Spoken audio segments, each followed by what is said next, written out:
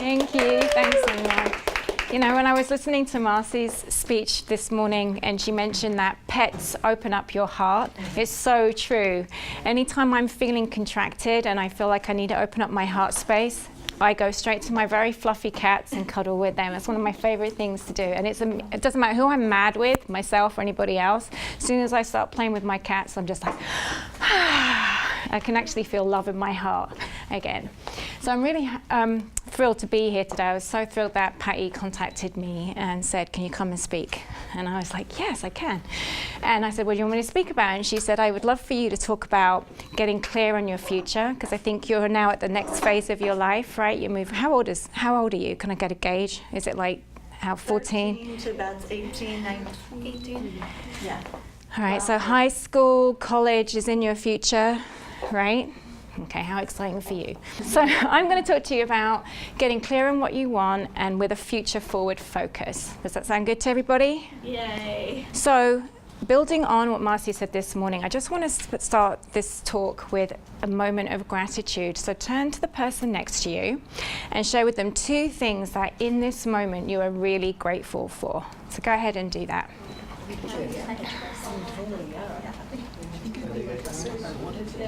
Okay, so has everybody had a chance to share a couple of things they're grateful for with each other? Yeah? Awesome. All right, so I want you to remember that you are unlimited.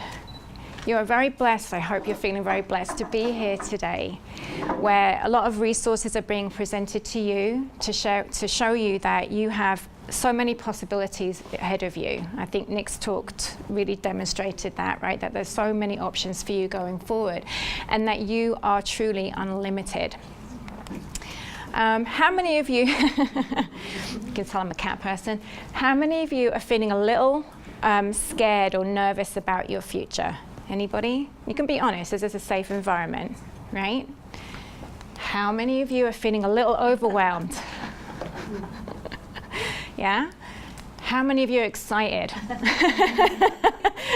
How many of you have all of those emotions? Yeah, both hands up, right? Okay, fantastic. I just want to tell you that these emotions are all great. They're your internal guidance system, right? And I want you to turn to each other now and say to each other, you are not alone. You are not alone. Oh, thank you so much. Right? You are not alone. We are all connected. As human beings, we are all connected. Okay, so you are never alone. You are always supported. So whenever you have one of those days where you feel alone, remember that you are not. Okay, there's always going to be support and love for you, and that we are all connected as human beings. So your nervousness and being afraid is actually another way of saying that you care about your future. You care what happens next, right? That's what those emotions are really telling you. Your overwhelm and feeling like, oh my God, where do I go from here, is actually an indication of how abundant you are, right? So you can actually switch the script on that. I feel overwhelmed, I'm actually very abundant. I've got so many possibilities ahead of me, right? It's totally different emotion about how to feel about something. And that your excitement tells you that I get to deliberately create my future, right? So that's been a reoccurring theme during the day so far, don't you think? Yeah. Right? That you can create, we're very imaginative beings, that's what makes us so amazing as human beings, that we actually get to choose what happens in our future because we can invent it, right? How fantastic is that, right? And I love this quote from Louise Hay. Has anybody heard of Louise Hay? Yeah, okay. And she says here, the past is over, so it has no power for you, right? Don't let it creep into where you see yourself in the future. Your thoughts of this moment create your future, right? The more you remember that, the more you can choose which thoughts to think, which emotions to feel, okay? And, you know, as we go and thinking about our future, we can make up a lot of excuses, right? I can't do that because I'm not good looking enough. I can't do that because I'm not clever enough. I can't do this. You fill in a blank. Who's got one? What because excuse do you use? Usually it's my memory or my balance. Yeah. Anyone else want to share their excuse for being afraid and going into the future? Anybody else? Don't be shy. What about you? You want to share one? Do you have an excuse that you use, or because? Yeah, I would love to share. I can't do this because I'm not tall enough. Right, Yeah. right. Yeah. I wear heels all for, the time. right? Right, so these are excuses that we use to prevent us from moving forward in our lives, right? Wouldn't it be great, instead of saying we can't, like we learned this morning from Marcy, to say I can, because. How powerful would that be, right? I can do this. I can do a good job. I can show up at school and be, be really excellent at what I do. I can apply for colleges in my future because I've got all of this in front of me, right? Whatever it might be for you. Regardless of what's happened in your past, everybody you know is fighting a battle that you know nothing about, okay? So don't stand in your story, stand on it, right, with power. Let it fuel you, okay? And I love this because I have this printed out in my office, and anytime I'm feeling and I need a reminder of this, I just read this, and it reminds me to be kind. No matter how bad a day I'm having, I always remember this phrase. I love it. Okay. So the question is, how do you become master inventors of your own future? Okay. So one of the things to do is, as Marcy said this morning, stay in gratitude. Okay, I'm going to repeat that a couple of times. Okay. So there's 3 really simple questions that you can ask yourself. So I'm going to ask you to grab a pen and paper. Does anyone need a pen or a piece of paper? Has everybody got one? You can talk to me. I'm kind of telepathic, but I'm still tuning in those skills. Okay. All right. So the first question I want you to ask yourself is, what do I want? And don't think about what you've already experienced. Don't let the past creep into your future that you want to create, okay? Don't let those past experiences creep into your future. If you could imagine a future for yourself, what would you like in that future? What experience do you want to bring into your life? And just write a few words down around that. Just brain dump. And if you're struggling with what you do want, think about what you don't want. And it's usually the opposite of that, okay? All right, I see somebody still scribbling. Okay, you good? No, that's great. All right, no judgment on what you're writing, okay? This is for you only. So what's the second question? The second question is, what do I want and why do I want it, right? So why do you want what you want? And if you're stuck, just breathe into it. Just breathe into your heart space and let your heart tell you why you want what you want.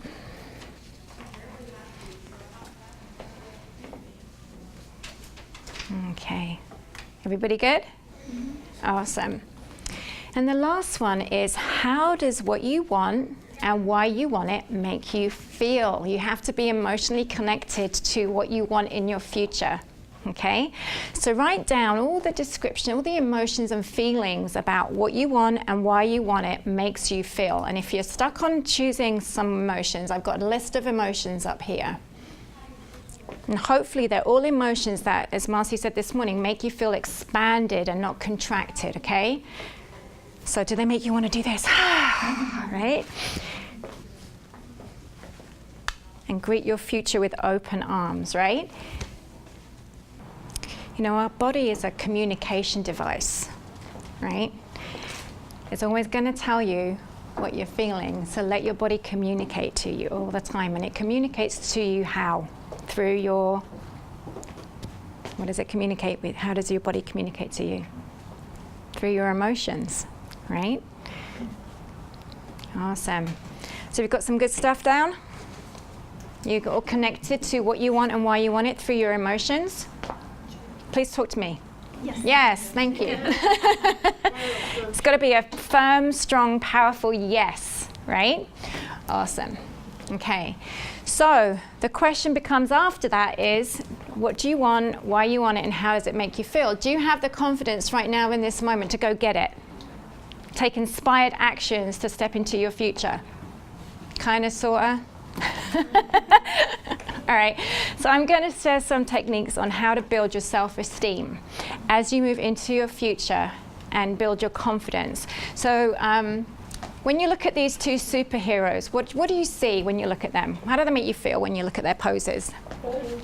Say that again? Bold. Bold. What else? Good posture. Good posture, right? What else? Positive. Say that again? Positive. Positive, yeah, excellent. What else? Anything else?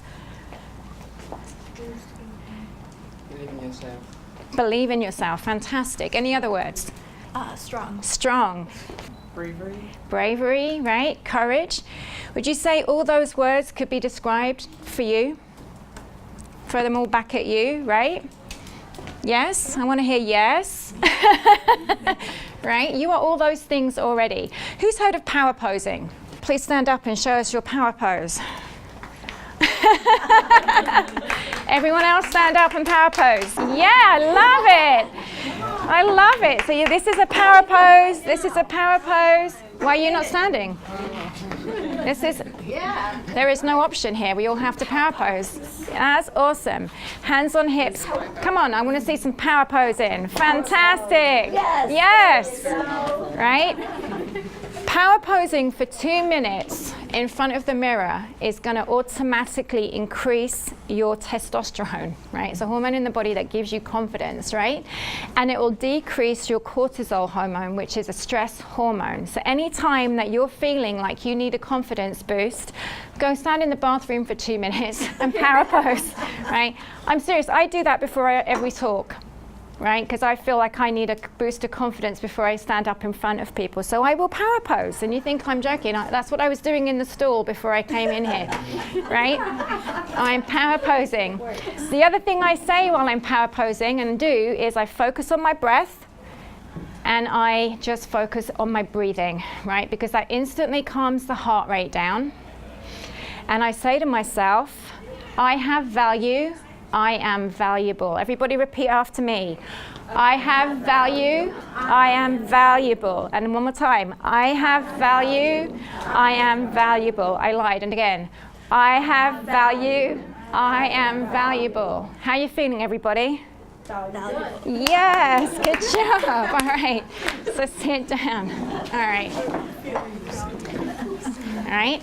That's an instant confidence boost, okay? So anytime you're feeling that nerves, that jitter of nerves, just go do that. That made me feel pretty good, actually. All right, so other body language things that I'm going to share with you. I'm just going to give you a couple, okay? When you're in a group or in a setting where, again, you feel like you're a little bit nervous about the situation, one of the things I suggest is to maintain an assertive posture. Well, what does that mean, right? All that basically means is you stand with your legs slightly, feet width, shoulder width apart, and your body open, right? Because when you present yourself openly, what does that say to me about you're to ready you? to receive. You're open. You're ready to hear and accept. Right? And it makes other people see you confidently, right? So that you're communicating an air of confidence. And also you're communicating that you're approachable as well, okay?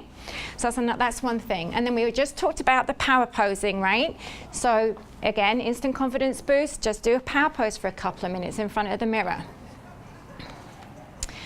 Maintain eye contact. So sometimes when you're nervous, we find it difficult to maintain eye contact. So maintaining eye contact, if you want to come across as confident, I'm not saying like stare somebody down like this, right? Maintain appropriate eye contact, right? So that the other person that you're communicating with, because we are communication devices, right? We speak, who knows what percentage of our communication is nonverbal? It's like 80%, right? Very close. It's like 93% of your communication is non-verbal. So that means that your body language is communicating a lot more sometimes than your words are, right? The energy that you give off, right? Like Marcy was saying this morning, I love that Marcy mentioned, I keep name dropping you, Marcy, I'm sorry. Your emotions create a frequency, right? So do you want to create a frequency of love, abundance, and gratitude, and empathy and compassion? Or do you want to create a frequency of a negative emotion like hate and anger and frustration and guilt and shame, right? You get to choose which frequency you emanate, right? Because everybody else is going to pick up on it, because we have mirror neurons in our body. We can't help ourselves.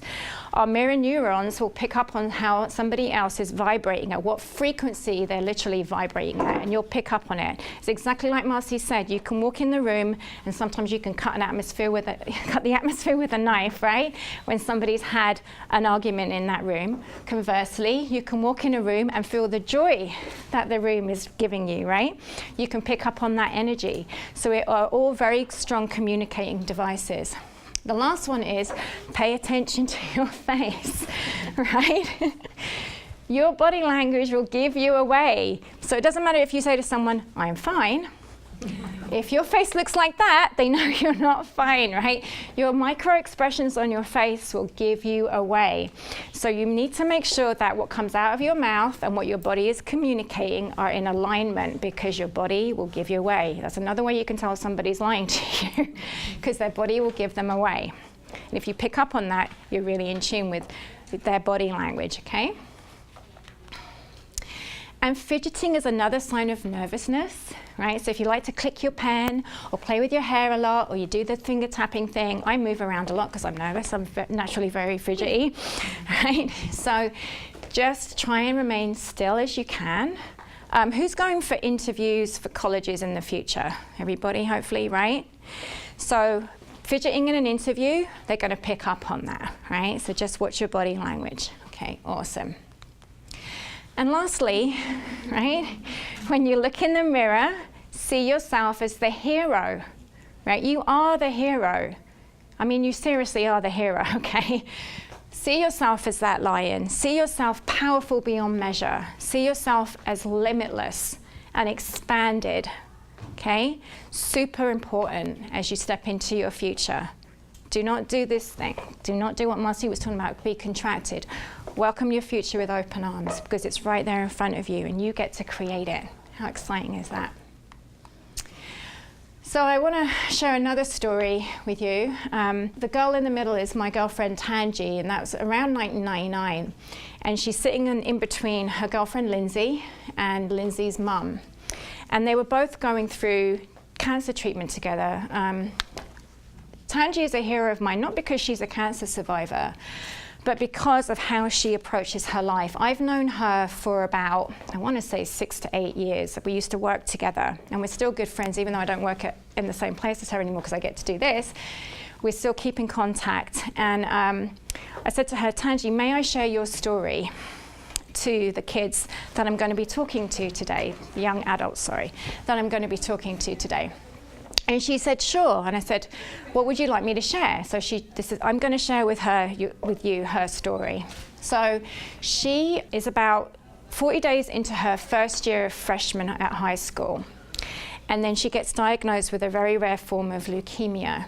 And so she's immediately hospitalized. And in the room with her is her friend Lindsay. So they go through their treatment together. She loses all her hair and all that kind of stuff. And then at the end of her treatment, she wanted me to, do you have your 5-year life plan kind of thing now? Is that still what they do through your treatment? I'm sorry, I don't really know the way it goes right now. But when she was going through treatment, when she was on the other end of it, they gave her a life plan kit. And the first 5 years, apparently, out of treatment can be the most scariest for some people who are going through the cancer treatment, because that's when it could come back, right? And they told her that these are all the potential issues you could get with medical insurance and so forth and things like that. And so what she did to help combat any fears going into her future is she always stayed in gratitude. Even during her treatment, she was always in gratitude. She said, you know, on her dark days, what she would remember to do is be in gratitude for everything that she's done so far. So even if it was as simple as seeing the ocean, or a bouquet of flowers, or something that she ate that was really yummy, right? It doesn't matter what you're grateful for, she was always remembering to be in gratitude. The other thing that she did was, because she was so close to Lindsay, they would schedule their follow-up appointments together over the next 5 years. So every hospital appointment they had for follow-up checkups, they would do them together. They would go through that journey together because they were each other's support system. So she recommends that you do that. So if there's somebody that you really bonded with through your treatment and you're still going through follow-up appointments, continue to do that. Have your follow-up appointments with the friend that you friended during your treatment. And they both made the mistake that about 5 years into their follow-up appointments, they lost contact with each other because they both thought that they no longer needed each other for that support. And then they reconnected 10 years later, and they both said, well, I didn't want to keep bringing you to my hospital appointments or my checkup appointments because I didn't want to be a reminder of blah, blah, blah, blah. And she went, and they both said to each other, that was so stupid, right? So don't make that mistake. Continue to keep in contact with those that have gone through the treatment with you, that you've formed strong, close relationships with, because that will really help fuel you forward, okay? Now, unfortunately, Lindsay didn't make it. And that really crushed Tangi, because you can imagine they were very close. But instead of having survivor's guilt, she used that as fuel to live her life, because they couldn't. So she felt like she was carrying the torch for all of those that she knew didn't make it, and she got to live. Right? And I thought that was extremely powerful when she shared that with me. And if you met Tangi, she is just a light. As soon as she walks in, she just lights up the room. She's such a positive influence to those all around her, and you would never know that she had childhood leukemia. You just wouldn't. It's kind of like Nick, who was here earlier, right? When you look at him, would you know that he had cancer as a kid? Right? Not at all, right? Because they've gone past it. They don't live in the past. They've embraced their future, right? And Tangi's done exactly the same thing. She's really embraced her future, and she's one of the few people I know in a corporate setting that is friends with everybody. Everybody, like departments you wouldn't even think about, right? I'm like, how do you know this person from HR? Well, I don't know, I just talked to him, right? She is friends with everybody, and so everybody loves Tangi. She's like Miss Congeniality of the office. Everybody loves her. And I work in a company that has 500,000 employees, right? And everyone that she comes into, I used to work in a company that had 500,000 employees worldwide. Everyone that comes into contact with her is touched by her light. Is touched by her light, myself included. So if you can be that light for others, be that light for others, okay? This is Tangi today. This was actually taken this year. As you can see, she's very healthy. She has a beautiful little girl called Gabby, who looks a bit grumpy in this picture. That's her fiance, Patrick. Lovely, lovely family, beautiful family. And this is another picture of Tangi with Gabby. Isn't it great, that picture? She just looks so damn good. In person, Gabby is just an absolute, you just want to eat her up. She's such a cutie pie. But this is Tangi today. And I wanted to share her story with you so that you could, again, have another example of what is possible for you in your future. She creates her future. Tangi is very much a believer, like myself, of what you focus on, you attract, right? So what do you choose to focus on in your future?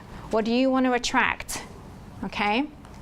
Very powerful. I just want to play this video for you. Have you ever done anything that you now realize was a big mistake? When I was a kid, I saw little boys in my neighborhood playing with fire and gasoline.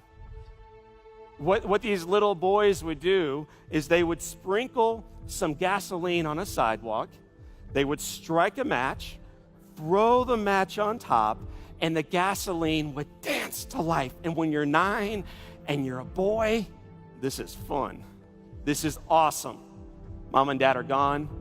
The house is mine. I walk into the garage, light a piece of cardboard on fire, bend down next to a 5-gallon container of gasoline. Nobody's watching. Before the liquid comes out of it, what shows up first? The vapor, the fumes, the invisible stuff. In life, my friends, it's very seldom what we see coming that burns us. That day, those fumes raced out, grabbed that little flame, pulled it back into the container, created a massive explosion, picked me up, and launched me 20 feet against the far side of the garage. As a little boy, I got scared, I panicked, I ran on fire, through the flames, back into my mom and dad's house. Decision that changed my world. One moment, I'm a perfectly happy and healthy little fella, and then it changes. I found myself as a 9-year-old on my back with burns on 100% of my body. I am dying. I'm laying there. I'm scared and afraid and mad and sad and looking up at the ceiling, and all I could think as a child is, oh my gosh, my dad is gonna kill me when he finds out. He walks over to me, points down, John, look at me when I'm talking to you. So I look up at my mean dad, and he says, I have never been so proud. And then my dad said, I love you. I love you, I love you. And hearing all of this, I'm 9, I crossed my arms, shut my eyes, and thought, oh my gosh, nobody told my dad what happened. I had months to reflect and to listen and to pause. I hear my door open up, somebody walks in, I hear footsteps, and then this voice speaks light into the darkness.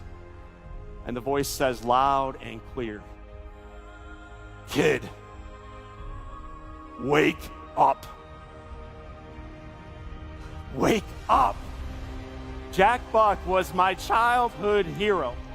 I listened to him all 9 years of my life. Loved him. When he walked away, he moved his way down 3 doorways, leaned his head against the glass door, and just started weeping. One of the nurses walks over to him, kneels down in front of him, looks up and says, Mr. Buck, are you okay? And the announcer looks down and says, I'm not sure. The little boy won't make it, will he? The expert looks up and says, Mr. Buck, there is absolutely not a chance. It's just his time. What Jack Buck does, it's a great example. He takes it home. He cries, he prays, he reflects, and he journals on one question. What more can I do? The following day, a little boy named John O'Leary is hanging out in darkness. I'm stretched out in this bed, tied down, can't move.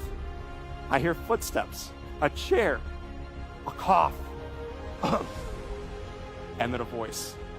Kid, wake up. I'm back. You are going to live. You are going to survive. Keep fighting. Gets up, walks out, leaves me tied down still. Is in 8-second increments the man changed my world. What I learned years later, and this is cool news for all of us in this room, it also changed his life. It always changes the life of the giver. He encouraged a little boy to fight on, which allowed me to endure 5 months in the hospital, which allowed this little boy miraculously to come home. And then a month later, he sends me this baseball. Ozzie Smith was a shortstop for the Cardinals. He became a Hall of Famer. He was one of my boyhood idols. Below that ball was a note from Jack. And the note read, kid, if you want a second baseball, all you have to do is send a thank you letter to the guy who signed the first one. Just one problem, Jack. What's the problem? Dude, you can't write. So why would he make me do something, my friends, that he knew ahead of time that I can't do? To show you you could, to make you. My mom and dad were trying to show me that I could, and they were trying to inspire me and make me. What my mother used to do, she would try to hand it to me, and she would say, baby, when you learn how to write again, you get to go back to school. Does a little boy want to go back to grade school? Probably not. Does a little boy want a second baseball? Yes or no? Good leadership is about rising up and coming onto the stage and saying, people, rise up. But great leadership and great mentoring, great love is always, not sometimes, always about coming down. It's about meeting people where they are, in their struggles, in their challenges, in their adversity. Jack came all the way down to the level of a 9-year-old. I wrote the note, mailed it off, and 2 days later, I got a second baseball. With a second note that read, kid, if you want a third baseball. 1987, a busy announcer sends a little boy 60 baseballs. 60. Jack taught a little boy how to write, which allowed that little boy to go back to grade school. Somehow, through God's grace, man, you graduate. Who knows how?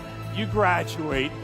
Graduation night, who shows up right on time is this leader that I have looked up to my entire life. My mentor, my hero, my buddy, Jack Block. He shows up with a package and a note. I open up the letter, then I open up the box. Kid, this means a lot to me. I hope it means a lot to you too. This is the baseball that I received when I went into the Hall of Fame. There's only one like it in the entire world. It's yours. My mentor gave me this priceless gift that changed me from the inside out, because finally I can start believing in my dreams and the ability to build something even bigger than myself with hands that you may think look broken, but they're not broken. They're just different. And different's not bad. I think different's good. We are part of something in this room, I think, that is global changing. It's not just about one, it's about many, it's about the world, and you are part of it. If you can leave with one takeaway, one, to change your business, to elevate your relationships, to inspire you in the community, what's one more thing you can do to live each day in pure joy?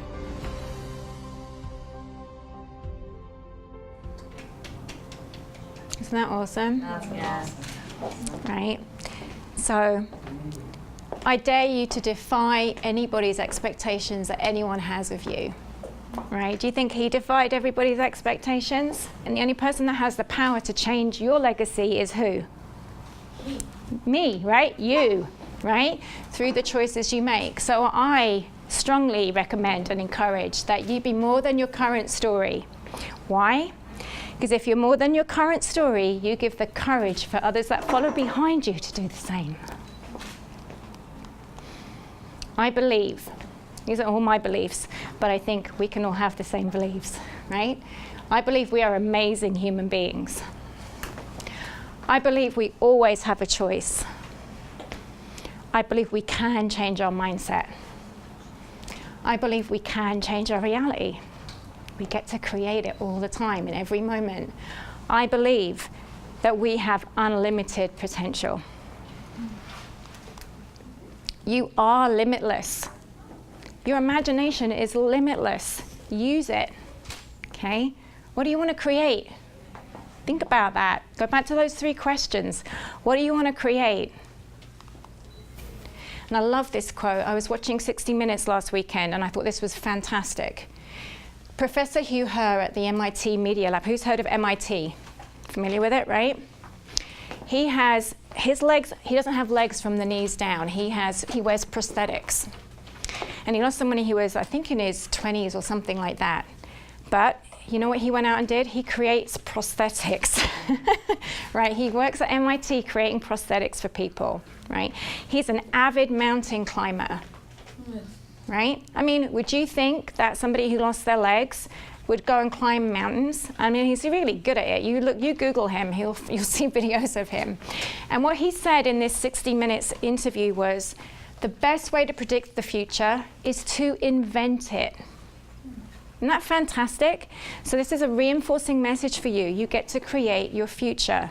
Always remember that. And even if you kind of steer wrong a little bit, guess what? You get to reset and recreate it again, right? Always, always, always, always. I want you to read that statement. This is from Marianne Williamson.